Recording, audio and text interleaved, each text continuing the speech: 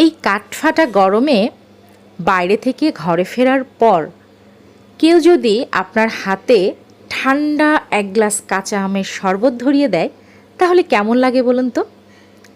আসসালামু আলাইকুম, কেমন আছেন সবাই? আশা করি ভালো আছেন।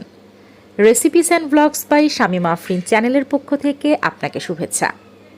আমার আজকের আয়োজনে আপনাদের জন্য থাকছে কাঁচা আমের শরবত রেসিপি। তো চলুন কথা না বাড়িয়ে ঝটপট এই সামার ড্রিঙ্কের রেসিপিটা জেনে নেই। কাঁচা আমের শরবত বানানোর জন্য এখানে আমি ছোট 4টা কাঁচা আম টুকরো করে কেটে নিয়েছি। তো একটা ব্লেন্ডার জারে আমি কাঁচা আমের টুকরোগুলোকে প্রথমে দিয়ে দিচ্ছি। এই শরবত বানানোর পর আপনারা ফ্রিজে বোতলে করে ফ্রিজে রেখে দিতে পারেন বা আইস বক্সে একদম আইস করেও রেখে দিতে পারেন। যখন ইচ্ছা 2-3 টুকরো এই কাঁচা আমের যে আইস সেটা বের করে শরবত বানিয়ে ফেলতে পারবেন। আর আমি যেহেতু 4টা কাঁচা আম নিয়েছি ছোট সাইজের, এর জন্য আমি এখানে 2টো লেবুর রস করে নিচ্ছি। 2টো আম দিলে একটা আস্ত লেবু যথেষ্ট। এখানে আমি 4টা আম নিয়েছি, এর জন্য আমি এখানে 2টো লেবু রস করে নিচ্ছি। আমি যেভাবে দেখাচ্ছি এইভাবে আমের এই শরবতটা বানালে খেতে দুর্দান্ত লাগে। আর এই যে আমি আমার লাস্ট ভিডিওতে দেখিয়েছিলাম যে পুদিনা পাতা কিভাবে আপনি অনেক দিন সংরক্ষণ করতে পারবেন ফ্রিজে। তো এই যে আমি নর্মালে পুদিনা পাতা এভাবে বক্সে করে রেখেছিলাম, আর সেখান থেকে আমি কিছুটা পুদিনা পাতা নিয়ে নিলাম, ভালোভাবে ধুয়ে এবারে এই পুদিনা পাতা দিয়ে দিলাম। আমের শরবতে অবশ্যই পুদিনা পাতা দেওয়ার ট্রাই করবেন, তাহলে টেস্টটা নিজেই টের পাবেন। দিয়ে দিচ্ছি লবণ, বিট লবণ।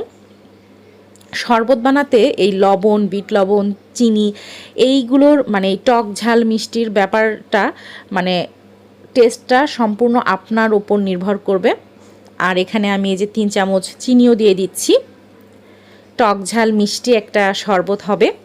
তো যা বলছিলাম যে টক ঝাল মিষ্টির এই পরিমাণটা আপনাদের উপর নির্ভর করছে। আর এখানে আমি 3টা কাঁচামরিচ দিলাম। কাঁচামরিচ বেশি দিলে মানে ঝালটা বেশি লাগে, মজা লাগে না। তো আমি যেহেতু 4টা আম দিয়েছি তো এই জন্য আমি 3টা কাঁচামরিচ দিলাম।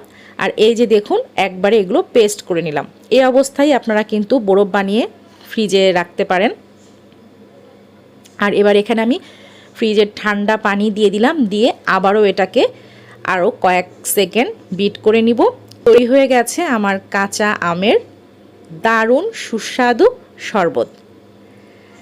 তো এখানে আমি 2 গ্লাসে সার্ভ করে নিচ্ছি, আর বাকিটা আমি বোতলে করে ফ্রিজে রেখে দিব। তারপর যখন গরমে বাইরে থেকে বাসায় আসব তখন একদম ঠান্ডা ঠান্ডা শরবতটা খাবো।